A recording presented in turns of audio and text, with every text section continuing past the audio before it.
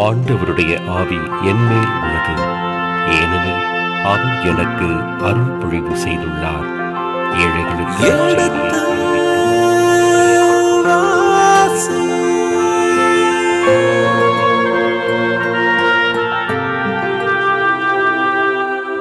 எடுத்து வாசி.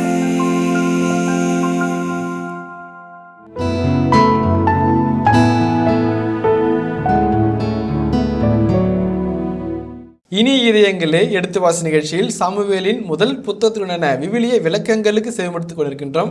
கடந்த பகுதியின் தொடர்ச்சியை இன்று தொடங்குவோம். வாருங்கள் நிகழ்ச்சிகள் செல்வோம். உங்கள் சார்பாக தந்தை அவர்களுக்கு வணக்கம் சொல்லி நிகழ்ச்சியை தொடங்குவோம். வணக்கம் தந்தை அவர்களே.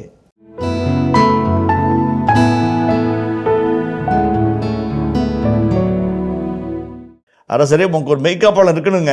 அவன் இல்லைங்க, நான் தாங்க என்னைக்குங்க நீங்கள் என்னை துரத்துனாலும் கிட்டத்து வந்தாலும் தூரத்து வந்தாலும் நான் தான் உன் மெய்காப்பாளன். உமக்கோ உன் மணிமகுடத்துக்கோ உங்களுடைய அரியாசனத்திற்கோ நான் போட்டியே கிடையாதுங்க.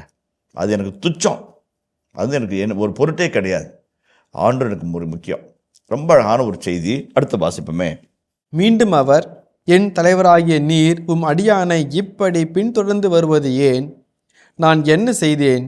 என்னிடமுள்ள குற்றம்தான் என்ன? அதனால் இப்பொழுது அரசராகிய என் தலைவர் தம் அடியானின் வார்த்தைகளை கேட்பாராக. ஆண்டவர் உம்மை எனக்கு எதிராக ஏவி விட்டிருப்பேன், அவர் என் பலியை ஏற்றுக்கொள்ளட்டும். மனிதர்கள் அப்படி செய்திருந்தால் அவர்கள் ஆண்டவர் திருமுன் சபிக்கப்படுக.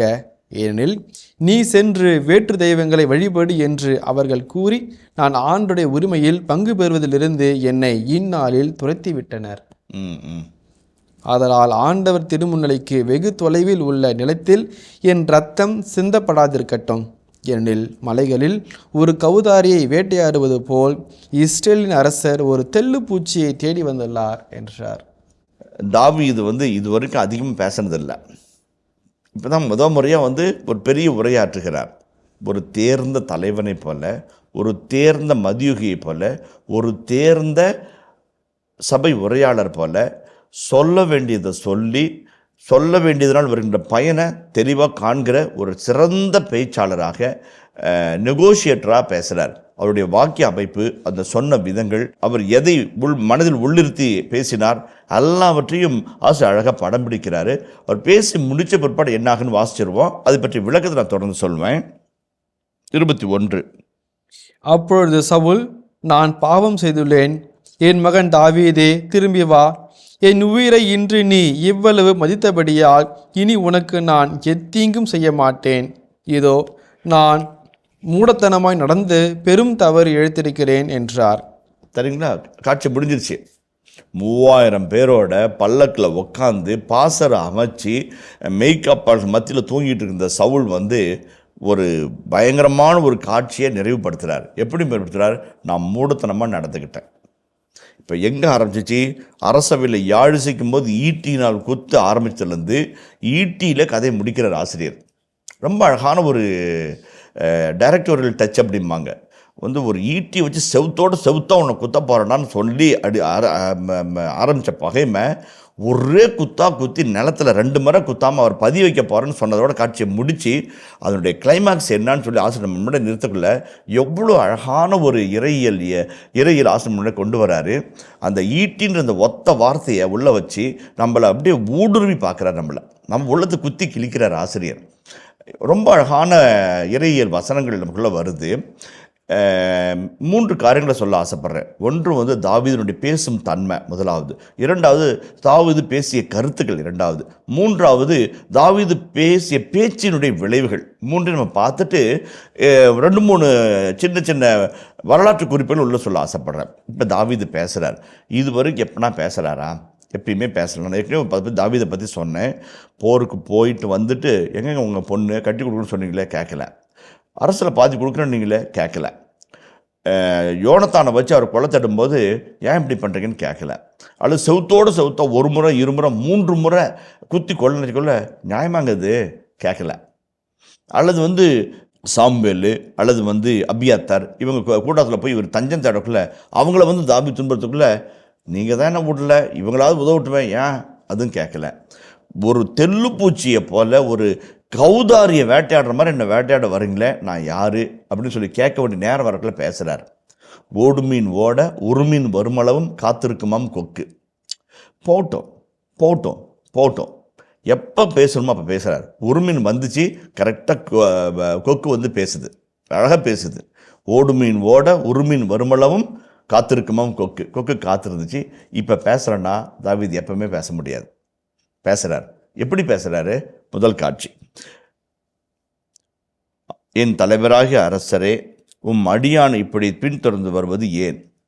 ஏங்க என்னை துரத்திட்டு வரீங்க? நான் ஏதாவது உங்களை துரத்துறேன்னா, உங்களுக்கு துரோகம் பண்ணா, வஞ்சகம் பண்ணா என்னை ஏன் துரத்தி வரேங்க? நீங்கள் தலைவர், நான் வந்து ஒரு அடிமை.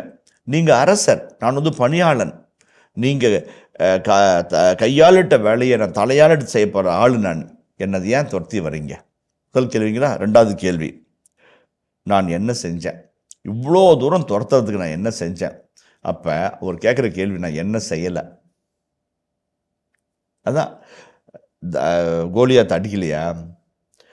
உங்கள் மகனுக்கு நான் ஒரு திங்கும் செய்யாமல் இருக்கிறேனே, உங்களை எத்தனையோ முறை நான் காப்பாற்றி விட்டுருக்கிறேனே, மெய்காப்பாலாம் இல்லையா? நல்ல மருமகனாக இல்லையா? ஒரு நீங்கள் சென்ற இடம்லாம் உங்களுக்கு வெற்றி கொண்டு வரலையா? பிலிஸ்தர்கிட்ட போய் நீ வந்து படை நடத்திடுவான்னு சொல்லி நான் போகலையா? என்ன செய்யலை? இப்போ எதில் கேட்குறேன், நான் என்ன செய்தேன்? ரொம்ப அழகான ஒரு கேள்வி. ரெட்டாரிக்ஸ் வந்து அவ்வளோ அழகான ரெட்டாரிக்ஸு. நான் என்ன செஞ்சேன்? 2 கேள்வி கேட்டு நான் என்ன செய்யலைன்றது யோசிக்க வைக்கிறார். அதுதான் வந்து பேச்சு தன்மைன்றது. அழகான ஒரு பேச்சு தன்மை. நான் என்னங்க செஞ்சேன் உங்களை, நீங்கள் இப்படி என்ன வேட்டையாடுறீங்களே அப்படின்னு கேட்டுட்டு அழகாக ஆசிரியர் மனசில் இவன் நம்மளுக்கு என்ன செய்யாமல் விட்டுட்டோம், நம்ம இதை போய் இவனுக்கு செய்கிறோமே நமக்கு யோசிக்க வைக்கிறார் பாருங்க. அது வந்து மூன்றாவது வந்து, என்னிடம் உள்ள குற்றம் தான் என்ன? இவ்வளோ நல்லது மட்டும்தான் நான் உங்களுக்கு காமிச்சிக்கிறேன், நீங்கள் இவ்வளோ தீமை மட்டும்தான் காமிச்சிக்கிறீங்க, எனக்கு இது எது தப்புன்னு சொல்லுங்கள். இயேசு கேட்குறாரு, நான் சொன்னது தப்புன்னா எது தப்புன்னு சொல்லு, இல்லைன்னா ஏன் கன்னத்தில் அரையிறேன்? வழக்கணத்தை அரைஞ்சி அரைவனுக்கு விடக்கணத்தையும் காட்டுனவர் கேட்குறார். தாவீது கேட்குறார், ஓடிக்கிட்டே இருந்தாலும் குட்டை குனிஞ்சிக்கிட்டே இருந்தாலும் தப்புங்க ஐயா அப்படின்னு மனசில் உறுதிப்பாடு அந்த தலைவனுக்குள்ள தன்மையில் புரிஞ்சுக்கிட்டு கேட்குறார், நான் என்ன தப்பு பண்ணினேன்?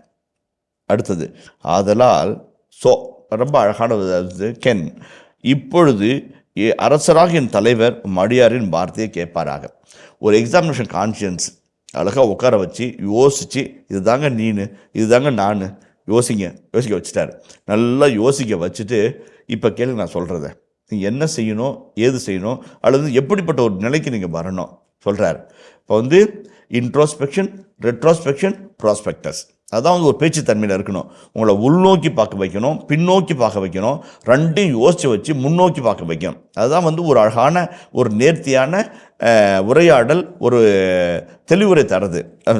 இப்பொழுது என் தலைவராகிய அரசர் நான் சொல்வதை கேட்பாராக. கேளுங்க. தந்தை அவர்களே, இந்த பகுதி தாவீதினுடைய நீண்ட உரை. இது வரைக்கும் அவர் இது மாதிரி இவ்வளோ நீளமாக பேசுனதே இல்லைன்னு சொல்லியிருக்கிறோம். அதே மாதிரி பேசுறதுலேயே 3 வகையாக நம்ம பிரிக்கலாம் சொல்லியிருக்கீங்க சாமி. அதாவது அவர் பேசின விதம், 2வது என்ன பேசினாரு, 3வது பேசினதுடைய விளைவு. 3 பகுதிகளில் சொல்லணும்னு சொல்லியிருக்கீங்க சார். அவர் பேசின விதத்தை பற்றி இவங்க விளக்கிட்டு இருக்கிறப்போ இந்த ஒரு பகுதி வருதுங்க சாமி. இந்த பகுதி என்னன்னா, ஆண்டவர் ஏன் பலி ஏற்றுக்கொள்ளட்டும் சொல்லி ஒரு கருத்து வருதுங்க சாமி. இது எப்படி சாமி? 18, 19, 20 3 வசனங்களில் தாவீதினுடைய எழுச்சி உரை அழகாக இருக்குது. அந்த ஆர்ட் ஆஃப் பெர்சுவேஷன், அதான் வந்து ரெட்டாரிக்ஸ் அப்படிம்பாங்க. ஒரு பேசுகின்ற தன்மை அறிந்து நம்ம பேசும்போது நம்ம எதிர்பார்க்கிற விளைவுகளை அந்த பேச்சு நம்ம கொடுக்கும் என்பது தான் வந்து என் நியதி. அந்த வகையில் போகும்போது தாவீது பேசுகிறார், நம்ம பற்றி பேசணும். ஃபஸ்ட்டு கேள்வி கேட்குறாரு, அதுக்கப்புறம் மன்றாட்ட வைக்கிறார். என் தலைவராகி ஆண்டவர் என்னுடைய வார்த்தைகளை கேட்பாராக. இப்போ யார் சொல்லி கேட்குறாரு? சவுலே, நீங்கள் எனக்கு சொல்கிறத இப்போ கேளுங்க, இது வரைக்கும் நீங்கள் பேசுகிறீங்க, நான் கேட்டேன், நான் பேசுறது நீங்கள் கேளுங்க அப்படிங்கிறார். கேட்டுட்டு அவர் யார்கிட்ட பேசுகிறாரு? அவர்கிட்ட பேசலை, கடவுள்கிட்ட பேசுகிறாரு. ஒரு அழகான ஒரு ஜெபத்தை பேசுகிறார், ஜெபிக்கிறார். அரசர் வந்து மண்டாட்டை கேட்கணும், ஆனால் அந்த மண்டாட்டை கேட்கறது வந்து மண்டாட்டை எங்கே எழுப்பப்படுகிறது? கடவுளும் எழுப்பப்படுகிறது. இப்போ கடவுள் வந்து அவருக்கு அந்த செயல்பாட்டினுடைய தன்மையை சவுலுக்கு கொடுக்கட்டும்னு அவர் சொல்கிறார். அப்போ அந்த ஜெபமும் வந்து 19, 20 2 வசனங்கள் இருக்குது, 2 பகுதிகளாக பிரிக்கப்பட்டிருக்கிறது. ஒன்று வந்து என்னை துரத்திக்கிட்டு வர்றது கடவுள்லேருந்து வந்துச்சு அப்படின்னாக்க இப்படி ஆகட்டும், இல்லை மனுஷர்லேருந்து வந்துச்சுன்னா இப்படி ஆகட்டும். ரெண்டும் அழகாக சொல்கிறாரு. அதை நம்ம வாசிப்போம். 19 வாசிப்போமே. ஆதலால் இப்பொழுது அரசராக என் தலைவர் தம் அடியானின் வார்த்தைகளை கேட்பாராக. ஆண்டவர் உம்மை எனக்கு எதிராக ஏவி விட்டிருப்பேன், அவர் என் பலியை ஏற்றுக்கொள்ளட்டும். அதான் முதலாவது பகுதியினுடைய செய்தி அழகாக இருக்குது. ஒரு வேளை நீங்கள் என்னை துரத்துறது, நீங்கள் என்னை வேட்டையாட நினைக்கிறது, என்னை அழிக்க நினைக்கிறது ஒருவேளை கடவுளுடைய செயலாக இருந்துச்சு அப்படின்னாக்க நான் அந்த உறவு பழியை, நல்லுறவு பழியை நான் ஒப்புக் கொடுக்குறேன், ஆண்டவர் ஒப்புக் கொடுக்குறேன். அந்த ஆண்டவர் என் பழியை ஏற்றுக்கொண்டு உமக்கும் இடக்கும் இருக்கிற பகைமையும் உமக்கும் இருக்கிற விரிசலையும் நிறைவு பண்ணி நல்லுறவாக மாற்றுவாராக. இவ்வளோ அழகான when somebody is for destruction is for relation. அழகாக ஒரு காட்சி சொல்கிறாரு. நீங்கள் என்னை துரத்தி வேட்டார நினைக்கிறீங்க, நான் தேடி உறவுகள் ஆசைப்படுறேன். அந்த பழியும் சாமி இருந்தோம், நான் நல்லுறவு பழி ஃப்ரீ வில் ஆஃபரிங், தன்னார்வ பழிகளையும் நல்லுறவு பழிகளையும் அவங்க ஒப்பு கொடுக்குற ஆண்டவரே ஒரு நல்ல உறவை எங்களுக்குள்ள உருவாக்கி கொடுங்க கடவுள்கிட்ட வேண்டிக்கிறார். ஒரு சில ஆசிரியர்கள் ஒரு சில விளக்கோட சொல்லுவதும் போல தன்னையே ஒரு பழியாக ஒப்பு கொடுக்குறேன், நீங்கள் என்னை கொண்டுட்டீங்கன்னு வச்சுங்களேன், அதே ஒரு பழியாக சாமிக்கு போகட்டும், நீங்கள் சிந்துற ரத்தம் கடவுளுக்கு உகந்த பழியாக மாறட்டும். ஏன்னா அவர் தானே உங்களை ஏவி விட்டார், அவரே ஏவி விட்டோம், அவருடைய பழி நிறைவேறட்டும். அது என்னை கொள்வர் கொன்று உயிர் பழியாக இருக்கட்டும், ரத்தம் சிந்துலாக இருக்கட்டும், அதை கடவுள் ஏற்றுக்கிட்டோம். If it is from God I will accept. ரெண்டாவது, மனிதர்கள் அப்படி செய்திருந்தால் அவர்கள் ஆண்டவர் திருமுன் சபிக்கப்படுக. ஒருவேளை என்னை பின்தொடர்ந்து வர்றது, வேட்டையாட நினைக்கிறது, அழிக்க நினைக்கிறது, இதெல்லாம் நினைச்சோம் அப்படின்னம்னாக்க என்ன ஆகட்டும், மனுஷர்லேருந்து வருது அப்படின்னாக்க அவர்கள் சபிக்கப்படுவார்களாக. கடவுள் சபிக்கப்படுவார்களா, கடவுளுடைய ஆசி இல்லாமல் போகட்டும். அதுதான் ரொம்ப அழகான. நீங்கள் சபிக்கப்படுவீங்க, யூ வில் பி கர்ஸ்டு சொல்லலை, ஆண்டவர் செய்யட்டும், ஆண்டவரால் சபிக்கப்படுவாராக. ஏன்? 3 காரியங்களை சொல்றாங்க. ஏன்? 1 வாசிப்போமே. ஏனெனில் நீ சென்று வேற்று தெய்வங்களை வழிபடு என்று அவர்கள் கூறி நான் ஆண்டவருடைய உரிமையில் பங்கு பெறுவதிலிருந்து என்னை இந்நாளில் துரத்தி விட்டனர்.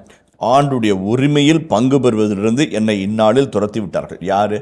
இந்த இடத்துல பாருங்க, ஒரு தடவையாவது அல்லது ஒரு இடத்துலையாவது அரசே நீங்க சொல்லலை, அவர்கள். who is that they? யார் அந்த அவர்கள்? யாருக்கும் புதிர், யாருக்கும் தெரியல. ஆனால் அவங்க தாவீதுக்கு தெரியும், சவுலுக்கு தெரியும். அந்த அவர்கள் அது உங்களை இருக்கிறவங்க, உங்களை சூழ்ந்து இருக்கிறவங்க, உங்களுடைய மக்கள், என்னை அழிக்க நினைக்கிறவங்க எல்லாரையும் குறுக்கிட்டோம். என்னை ஆண்டுடைய உரிமையில் பங்கு பெறுவதிலிருந்து என்னை துரத்தி விட்டார்கள். இப்போ உதாரணத்துக்கு விடுதலை பயண நூல் 20ஆம் அதிகாரம் 2 மற்றும் 3, 4 வசனங்கள். நானே உன் கடவுளாகிய ஆண்டவர், அடிமை வீடாகிய எகிப்து நாட்டில் நின்று உன்னை வெளியேற செய்தவர்.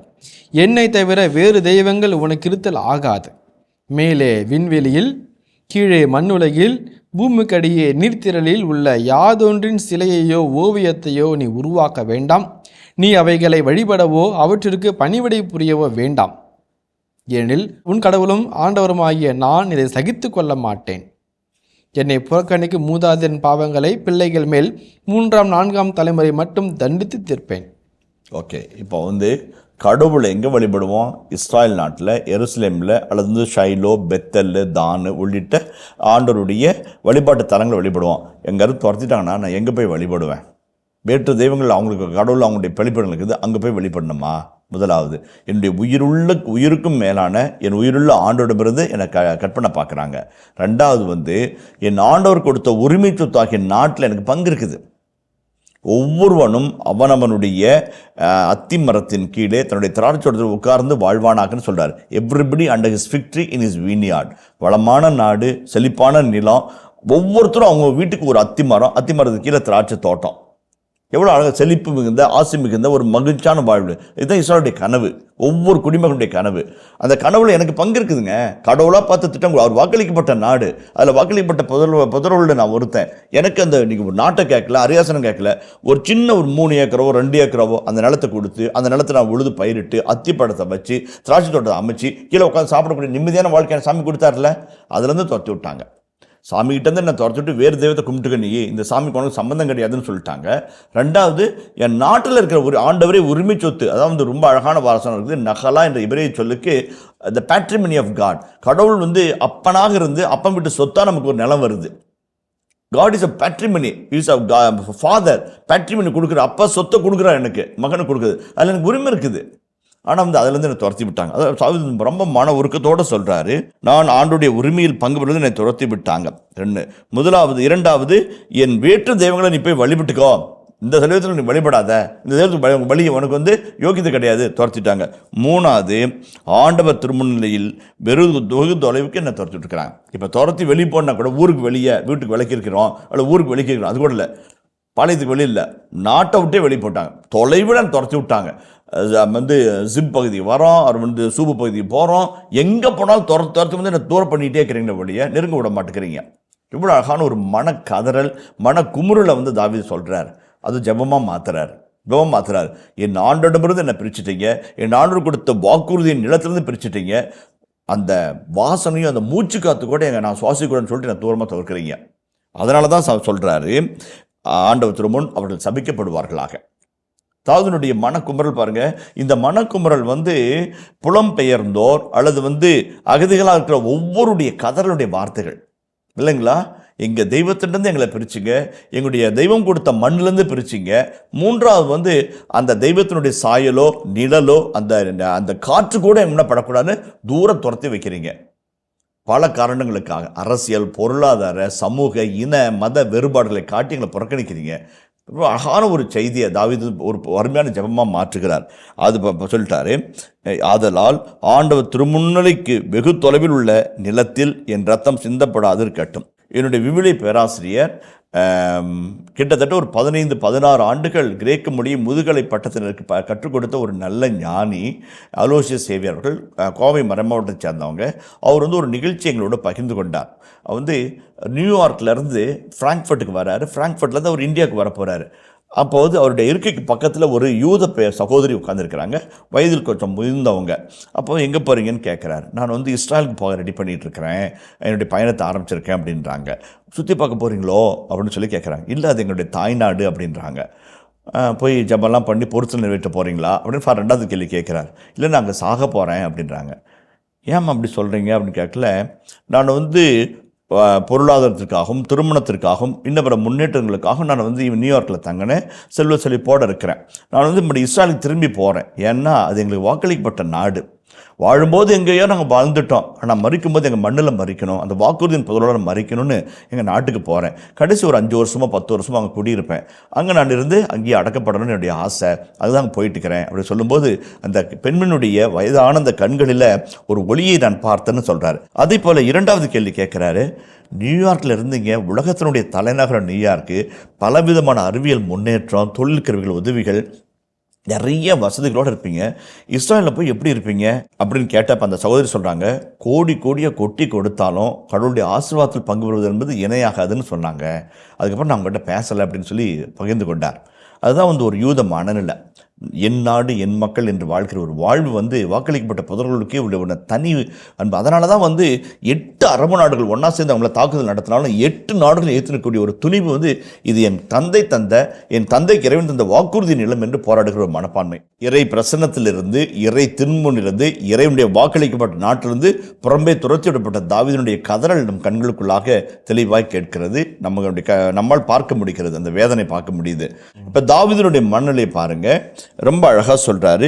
ஆண்டவர் திருமுன்னிலைக்கு வெகு தொலைவில் உள்ள நிலத்தில் என் ரத்தம் சிந்தப்படாது இருக்கட்டும் அப்படின்னு சொல்கிறாரு. வந்து அவர் வந்து தன்னை ஒரு பழியாக வச்சுக்கிறார். அப்படி பழியாக மேற் சொன்ன கருத்து வந்து அப்படி நம்ம உள்வாங்கலாம்.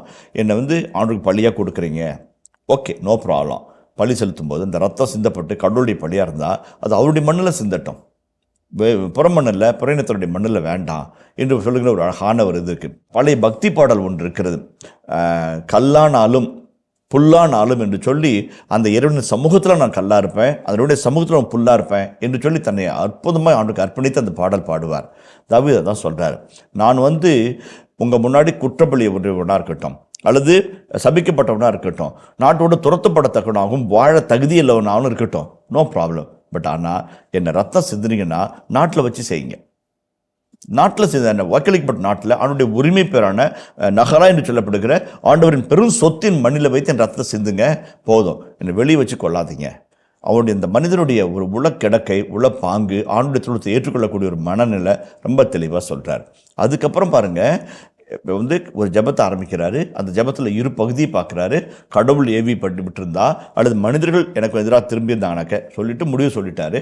அப்புறம் கடைசியில் மறுபடியும் ஒரு கேள்வி வச்சு எப்படி ஆரம்பித்தாரோ அதே மாதிரி முடிக்கிறார். அது பாருங்களேன், ஏனெனில் அப்படின்னு ஆரம்பிக்கும் பாருங்களேன். ஏனெனில் மலைகளில் ஒரு கௌதாரியை வேட்டையாடுவது போல் இஸ்ரேலின் அரசர் ஒரு தெல்லு பூச்சியை தேடி வந்துள்ளார் என்றார். மலைகளில் ஒரு கௌதாரியை வேட்டையாடுவது போல. 2 வகையில் இந்த வார்த்தையை மொழிபெயர்ப்பு செய்யலாம். ஒன்று வந்து மலைகளில் வாழ்கிற கௌதாரி, ஊருக்குள்ளே வர்றது கிடையாது, மக்களை தொல்லை பண்ணுறது கிடையாது, மக்களுக்கு எந்த விதத்தில் இடையூறு கிடையாது, மலையில் குகையில் அப்படி இருட்டில் கூடு கட்டி அப்படி பொழைச்சிட்டு போகுது. மலைகளில் வாழ்கிற கௌதாரின்னு சொல்லலாம். அல்லது இந்த அகில மலைக்குன்றில் ஒரு கௌதாரியை வேட்டையாடுற மாதிரி என்ன நீங்கள் வேட்டையாடுறீங்க, ஊருக்குள்ளே வந்தனா, கொள்ளையடிச்சுனா, சூறையாடுனா, ஏதாவது தீங்கு பண்ணா, மலைகளை பதுங்கி நான் ஒதுங்கி கிடக்கிறேன். அந்த சீபியர்கள் போய் என்ன சொல்கிறாங்க, அகிலா கூட்டில் ஒளிஞ்சிருக்கிறான் அப்படின்னு சொன்னாங்க. நம்ம போராடுற கேஸாக நான் ஒளிஞ்சிட்டு இருக்கிறேன், என்னை காப்பாற்றிக்கவே என்னால் முடியல, உன்னை தாக்க போகிறேன் நான். மலைகளில் வாழ்கிற இந்த ஒரு தலைமறைவான ஒரு அகதியை நீங்கள் தேடி வரீங்க. முதலாவது தன்னுடைய வல்னரபிலிட்டியை சொல்கிறாரு, தன்னுடைய இன்னசென்ஸை சொல்கிறாரு. அடுத்து வாசிங்களேன். இஸ்ரேல் அரசர் ஒரு தெல்லு பூச்சியை தேடி வந்துள்ளார் என்றார். ஒரு திரைப்பட பாடலில் மல்லிகைப்பூ வெட்டுறதுக்கு கோடாரி தூக்கக்கூடாது என்று ஒரு வார்த்தை வருகிறது. ரொம்ப அழகான வார்த்தை அது. அதே மாதிரி நம்ம பசங்க கூட கிண்டலாக சொல்லுவாங்க, கொசு அடிக்கிறது ஏன்டா கோடாரி தூக்குற அப்படிம்பாங்க. ஒரு நகைச்சுவை நடிகர் இருப்பார், அவர் மூஞ்சில் இருக்கிற ஈ அடிக்கிறது ஒருத்தன் கடாயத்தை தூக்குவான், ஐயோ நம்ம பதறமா சிரிப்போம் இல்லைங்களா. அந்த காட்சி அது அழகாக வந்து அந்த மூடத்தனத்தை அவ்வளோ ஒரு இன்டென்ஸான சுச்சுவேஷனில் வந்து தாவீது போடுறாரு. அரசர், இஸ்ராயலின் அரசர் ஒரு தெல்லுப்பூச்சியை தேடி நீங்கள் வந்துக்கிறார். ரொம்ப அழகான ஒரு உதாரணம் பாருங்கள். இதை வந்து ஆங்கிலம் சொல்லும்போது ஜூவோமோர்ஃபிக் மெட்டஃபர்ஸ் அப்படிம்பாங்க.